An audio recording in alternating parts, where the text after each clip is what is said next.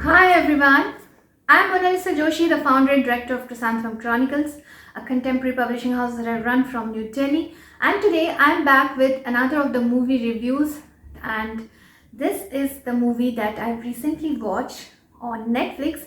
Although this is my second revisit to this because I have watched this movie in my teen years, and in those days I must have watched it on either Star Movies or HBO because these were the two major movie channels that used to broadcast many movies, English Hollywood movies. And nowadays, this is the comfort that we get to watch so many movies through OTT platforms. And I've watched this on Netflix. Excuse me. And I've totally loved this movie. From the time I have watched it back then, and also it had all the beautiful memories of this movie in my mind, and I just wanted to watch this again, and somehow I really wanted to make this candid review as well. I'm talking about Bram Stoker's Dracula, which was a novel that was published in the year 1897, written by Bram Stoker, of course, and this was directed and it was made into a major film in the year 1992 by Francis Ford Coppola. And this is one of the movies that I would say still sits on the top of all of its successors, all the movies that have done the retelling of Dracula in many versions, and also there are many other different takes on it, but this one is one of my favorites, and it is something that still attracts me towards it. I can watch it so many times, and this is my third watching of this movie. And now that I have this opportunity of doing a review, because I've started reviewing movies and series through my channel, so I would really like to first of all request you that subscribe to my channel if you're new, and also hit that bell icon so that you do not miss any of the videos that I would be uploading. And today, before starting the review, let me show you what has come out from my publishing house, because I really love to promote whatever new books are coming out, and this is somewhere near to the genre of the movie that I'm going to review today.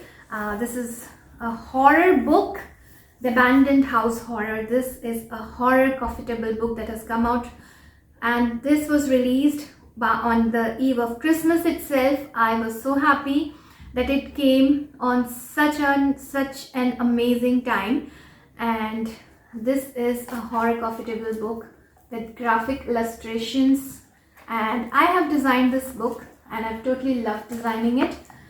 So if you want to know more about this book, this is available through Amazon, and right now in India, anyone who is watching from outside India, if you are an international subscriber or someone who is watching from outside India, you can directly connect with me through the mail ID, and I will provide you the PayPal so that you can easily get this book wherever you are.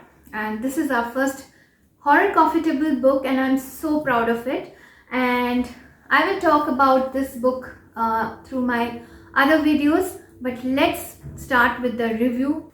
So I'm going to do the review of this movie, and this is going to be a completely spoiler-free review because I really don't want to give out those elements that you lose the interest, because this is a must-watch movie, and there must be so many people out there who still might not have watched this movie, and I would be giving you reason for that. Because if you are someone who love romance genre, and also you would like to watch horror that doesn't give you the jitters and the heebie-jeebies or the goosebumps, then this is a must-watch movie for you. And especially the romantic element in it is something that will make you coming back again and again, and I have such kind of feeling towards this movie. So let's start the review. Well, the story begins with two lovers, Prince Vlad Dracula, who is the Prince of Transylvania, and his wife Elisabetta, and he goes for a war, and somehow she gets the wrong letter that he has died. He's a very barbarian and very cruel kind of king who is so comfortable in killing people, and he drinks their blood. So he has been shown brutal, but then he has a heart full of love. He loves his wife Elisabetta, and when he comes back, he comes to know that she has committed suicide by drowning herself in the river. She has jumped off from the highest tower. It's basically a church. They are the guardians or keepers of the church, and their whole family, their clan has been doing so for quite a long time. And when Vlad comes to know that Elisabetta has committed suicide, he feels totally shattered, and he takes an oath that he would be drinking blood, and he would be avenging her death by killing people and drinking their blood. So this way he becomes immortal. So this is a beautiful juxtaposition and the two contrasting elements we get to see, because they are also the guardian of the church, and his whole family, his kinship has taken care of the church, and on the other hand he takes an oath of avenging the death of his beloved Elisabetta, his wife, and he drinks blood and he becomes a bloodthirsty vampire. That's why this whole movie has this kind of gory element. It has some horror elements in it, and the most important thing that I have to talk about here is that it's a 1992 movie, and you can completely understand that it's a long time that we have come this far, almost like 20 years. And at that time, the makeup that has been given, the choreography, the screenplay, everything about it is superb, and it is just above its time period when it was made. So totally commendable efforts that were made in those times, and I think it has won Academy Award for such makeup and everything. So Dracula is someone who is now who's waiting for his lady love, and he finds her through the solicitor Jonathan Harker, which has been played by Keanu Reeves, and Dracula invites him to his castle Transylvania, and he prisons him there. And then Dracula travels to reach London, and he finds Mina Murray there, and he lures her towards him. And it's so easy for him, because Mina Murray is actually a reincarnation of Elisabetta, or it's his magic that's working, because she also starts getting the vision of Elisabetta, or her past life maybe, because if she is really the reincarnation.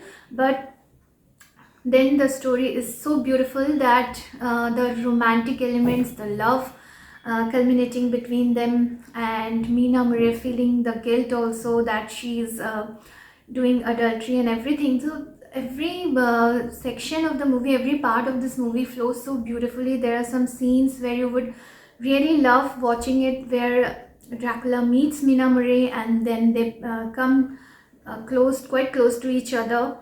And also one of her best friends is Sadie Frost. She's Sadie Frost in actual, and that's the character of Lucy. She has played the character of Lucy. She gets bitten by Dracula and becomes one of her kind of more like him, and finally to her only Dracula is able to come closer to Mina Murray, and then arrives in the scenario of Van Helsing, who is like someone who he's a symbolic figure who has been following this tradition of slaying vampires, because there are some other Van Helsing movies also where we see these elements, that they have this tradition of slaying vampires. So Van Helsing has been played by Anthony Hopkins, and Dracula is someone who is not only attractive, he has this charm about him, and this role has been played by Gary Oldman, and he has done an amazing job. I could not take off my eyes from him, because he's looking so handsome, so attractive, and completely perfect in that role of Dracula, where he transforms himself into a man and he goes in front of Mina Murray, and there he does not show his actual the way he actually looks, because he is an undead, not immortal, an undead, but he has a heart to love, and he again falls in love with Mina Murray, and also Mina Murray falls in love with him. And then what happens? For that you have to watch, and you have to find out that whether love wins or evil or horror things will win. In the end, you will have to, for knowing the end, you have to watch this movie, because I would be highly recommending it, and I would be giving 4.5 stars. And these movies have become so old that many people might not be willing to watch, because it's like a trend, people want to watch latest movies. But if you go back in time and if you try to scroll, if you browse through the OTT platforms, you really can find some of the amazing movies that have become underrated, but in their time they have actually ruled, and they have really been a huge success. So Dracula, Bram Stoker's Dracula, is one of those movies, and every character is something that will keep you hooked. As if you talk about Lucy, she is such a good friend of Mina Murray, but then she gets attracted towards Dracula. Through Lucy only, Dracula reaches to Mina Murray, and Van Helsing, who is completely desperate to slay Dracula, to slay this vampire, who is a blood-sucking creature, and whomsoever he will bite will become like him only. So does he become successful, and some of the other characters who are also fighting against this power, this evil entity, whether they are successful, and what happens to the love story of Mina Murray and Jonathan, or Jonathan Harker, because Mina Murray was the fiance of Jonathan Harker, and Dracula keeps him in prison for this reason only, because he finds a photograph of Mina Murray with Jonathan, and then he decides to keep him in prison, and he comes to London. And then you have to also see that how Jonathan Harker escapes from that place, and what happens next, whether they would be able to unite, and whether Dracula would win, or the love of Mina Murray towards Jonathan Harker, they would win. So which element becomes more? Is it the evil element or the love element? So all these things, all these puzzles will fall into place when you will watch this movie, because I really don't want to give out those elements. It would be a spoiler then, because that's the most beautiful thing in the movie that happens in the end, and I totally loved it. And I'm a big fan of romance genre. I love all kind of movies, but this is the genre that I truly love, and especially when it comes in a classic and vintage kind of appeal. I love such movies. So more reviews would be on their way through this channel, through my channel, although I'm a publisher, but this is something out of my interest that I'm doing reviews, and I'm actually inviting many people to watch such underrated movies, those movies which are not watched by people these days. So because all the old movies are actually like gold. If you go back there and watch them, you really feel a fresh angle to it. So go ahead and watch this movie. I would be truly happy if you do, and if you love this movie, do make your comment in the comment segment. And also, if you are someone who is looking for a good horror book, then you can pick this book. The Abandoned House Horror from my publishing house, that has come out recently, and it's available through Amazon.in.